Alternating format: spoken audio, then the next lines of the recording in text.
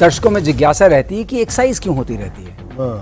इस एक्सरसाइज में हम जो हमारे स्टैंडर्ड ऑपरेटिंग प्रोसीजर्स हैं, जैसे दत्ता सर ने बोला कि भाई जो होल ऑफ गवर्नमेंट अप्रोच है जिसमें सिविल मिलिट्री फोर्सेस कंबाइन करती हैं, अब आपको ऐसे इंस्ट्रक्शंस देने हैं जो मिनट टू मिनट सब समझ सकें और उसको कार्यान्वित कर सकें। और एसओपी में एक खास बात और होती है, जब हम एसओपी बनाते हैं तो उस वक्त कौन सा डिजिग्नेशन क्या काम करेगा और किस टाइम पैटर्न पे करेगा, वो सारा उसके अंदर लिखित होता है। तो ये सारी चीज़ें आज आप प्रैक्टिस कर लेते हैं तो वॉर टाइम में ये चीज़ें आपको सिर्फ इम्प्लीमेंट करनी होती हैं। सबको अपना रोल पता है, सबको अपना काम पता है, सबको अपने टुकड़े का हिस्सा, अपने हिस्से का जो टुकड़ा वाला जॉब है वो पता है। ये जोड़ना और फिर बाद में उससे प्रहार करना, यही क्षमता को आप वो कहते हैं ना, होन करते हैं, स्किल को बनाते हैं इन एक्सरसाइजेस के जरिए। तो एक बार जब मेरा मन का सवाल, एक बार पायलट उड़ जाता है, अब जैसे यहाँ पर है अपने एयरबेस से कितनी दूर वो यहाँ आया होगा ये जहाज लेकर के, उसके बाद एक बार निकला वो एयरफील्ड से अपनी दूर, तो उसके बाद किसी से कांटेक्ट में नहीं होता? नो, ऐसा तो कभी एयर स्पेस में होता ही नहीं कि आप कांटेक्ट में नहीं हैं। आप अपने ही एयर स्पेस में हैं। तो अगर आप पूरे स्पेस की कल्पना करें तो एक होता है एरिया डिफेंस डायरेक्टिंग सेंटर, तो you have directing centres all over, then you have your own area. पूरे हमारे जो देश की एयर स्पेस है ये डिवाइडेड है डिफरेंट सेक्टर्स में और लोकलाइज सेक्टर्स में। जो हमारा जो एयरफोर्स स्टेशन होता है उसका अपना एक सेक्टर होता है नॉटिकल माइल्स में, फिर इन पूरे को कवर करने के लिए एक सेक्टर होता है। तो it's all covered at no time, you are totally out of, you are blind और you are out of communication. और एक बार जब लेकिन अभिनंदन जैसे वहां चले गए थे, वो क्रॉस ओवर कर गए थे, उनके साथ दूसरी चीज वार्निंग दी गई थी। हमारे जो कंट्रोलर थे, जो एडीआर की बात कर रहे हैं, उसने बोला you are crossing the LC, उसको बोला, लेकिन वो इतना हॉट चेस में था, उसने बोला इसको तो छोड़ना नहीं है मैंने F-16 को। उस चक्कर में वो उस स्पीड के अंदर पता नहीं चलता कि बहुत मुश्किल से F-16 को मारने का चांस मिलता है। पर ये कई बार जैसे लोग कहते हैं, ये जो रिहर्सल की बात आप कर रहे थे कि लोग कहते हैं पीस टाइम में तुम करते क्या हो? पीस टाइम में यही सब प्रैक्टिस होती है, कोऑर्डिनेशन होता है, रिहर्सल होते हैं, पसीना बहाया जाता है। जितना ज्यादा पसीना बहाते हैं लड़ाई में उतना खून कम बहता है, क्योंकि लड़ाई में हम ये नहीं हो सकता कि हम सेकंड आ रहे हैं, थर्ड आ रहे हैं। लड़ाई में विनर ही होना है, जीत के। More you sweat in peace, less you bleed in। नहीं, अभी सोचो आप अभिनंदन हो, आपके पीछे आगे F-16 है, आपने लॉक ऑन ले लिया उसके ऊपर, अभी पीछे से बोल रहा रुक जा, मैं अब कहां से रुकूं, अब तो मैं लॉकडाउन हूं, अब नहीं रुक सकता मैं, अब मैं लॉक ऑन करके अब मिसाइल में फायर करूंगा, उसके बाद मैं टर्न बैक करूंगा। अब वो मिसाइल फायर करने लोग, अभी क्या था कि ये जो पैकेज इनका आया था पाकिस्तानियों का, इन्होंने ये ऐसे बेट था, ये इनको मालूम था कि इंडियन एयरफोर्स रिस्पॉन्ड करेगी। इन्होंने जब ये पैकेज भेजा, साथ साथ में इन्होंने अपने जो ग्राउंड बेस्ड जो मिसाइल सिस्टम थे, इनके सैम 7 वगैरह थे, उनको भी उस एरिया में डिप्लॉय किया हुआ था। ये कौन सा एरिया था? ये वही पुंछ राजौरी वाला सेक्टर, नौशेरा सेक्टर। तो इन्होंने वो जो लाम वैली एक बनती है उसके सामने खोरेटा वगैरह इनका आता है, वहां पे इन्होंने ये सारे जो ग्राउंड टू एयर मिसाइलें लगा रखी थी।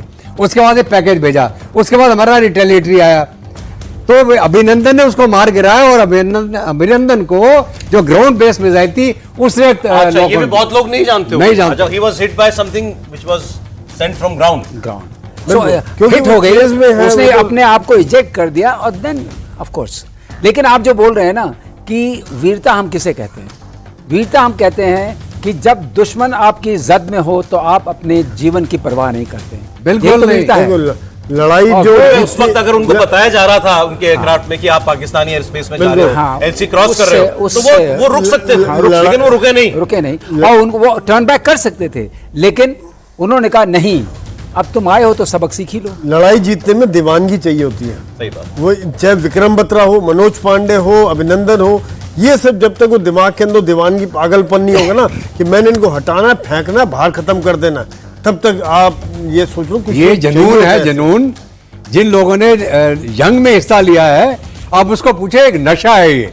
जब दुश्मन आपके सामने आ गया और दुश्मन को मारने का मौका मिला और आपने जब मारा और दुश्मन गिरा, वो जो आपको इलेशन मिलती है वो 4 पैक रम पीने के बाद भी नहीं मिलती।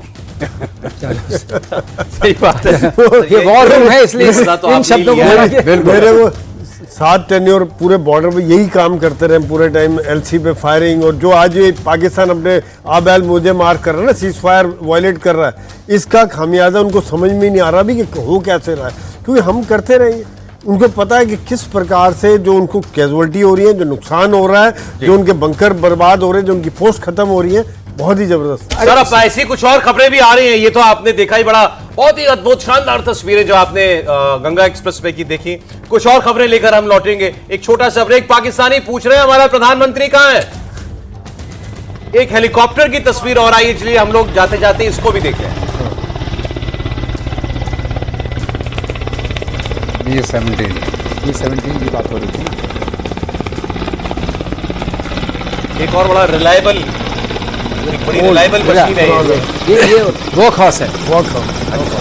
जैसे आपने C-130J को हरक्यूलिस, सुपर हरक्यूलिस को देखा, हमारा AN-32 एक ज़माने में जिसकी बात उन्होंने की वर्कहॉर्स होता था।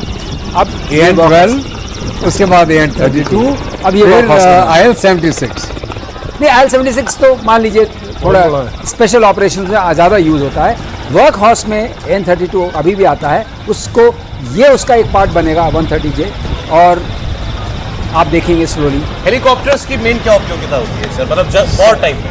सर लॉजिस्टिक्स चेन को मेंटेन करना, सप्लाई चेन को मेंटेन करना, ट्रूप्स के मूवमेंट को मेंटेन करना, स्पेशल फोर्सेस जैसे दत्ता साहब टाइप के जो लोग हैं उनको अपनी जगहों पहुंचाना, ये सारी rescue operation, medical evacuation, so many roles. असल में क्या वर्टिकल चाहता ना ऊपर, और फ्लेक्सिबल बहुत है, इसको बहुत लंबा रनवे नहीं चाहिए, इसको बहुत ज़्यादा जगह नहीं चाहिए, उड़ के फिर आपने छेड़ दिया थोड़ा। स्पेशल फोर्सेस की अपनी कहानियां तो सुना दीजिए दर्शकों को। खिलाओ ना भाई। अब ऐसा है कि मेरा जो स्पेशल फोर्सेस का एक्सपीरियंस है, वो हमने जो सबसे पहले भारत की पहली काउंटर टेररिस्ट, ये बता दिए एयरबोर्न, वो बहुत इंपॉर्टेंट है।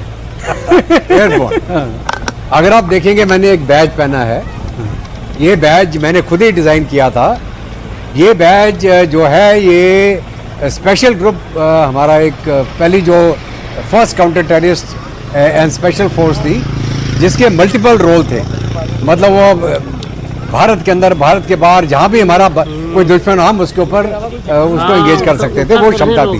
तो ये कैब बैज जो हमने बनाया था, इसमें आप देखेंगे त्रिशूल है एक।